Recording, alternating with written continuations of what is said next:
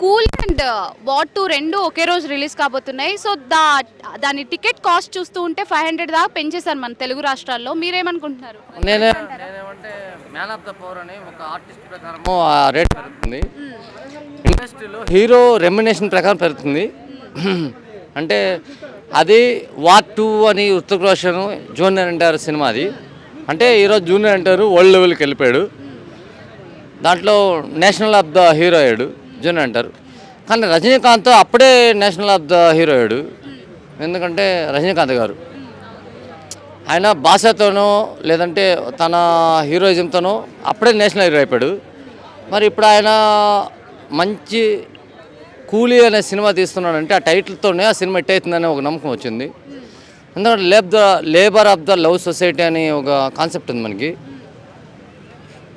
అంటే లేబర్ని ప్రేమించేవాడు ఎవడైనా బాగుపడతాడు. అట్లా మనకి యుద్ధాలు మనకి అంత అవసరం లేదు.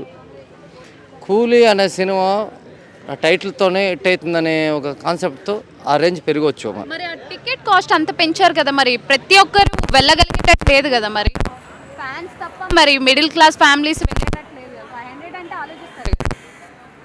సినిమా ఇష్టపడితే మిడిల్ క్లాస్ అయినా హై క్లాస్ అయినా లో క్లాస్ అయినా అందరూ ఈ సినిమా చూస్తారు.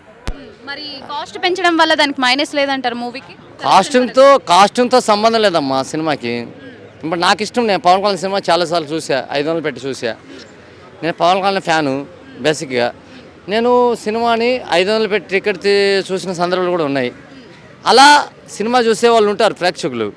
అంటే నువ్వు టికెట్ పెంచాల్సిన అవసరం లేదు కదా, వాళ్ళే చూస్తారు. సో మీ పరంగా చెప్పండి, ఏది హిట్ పడుతుంది అంటారు, వాట్ 2 ఆర్ కూల్? అంటే రెండు ఫ్యాన్ డే సినిమాలే. నాకైతే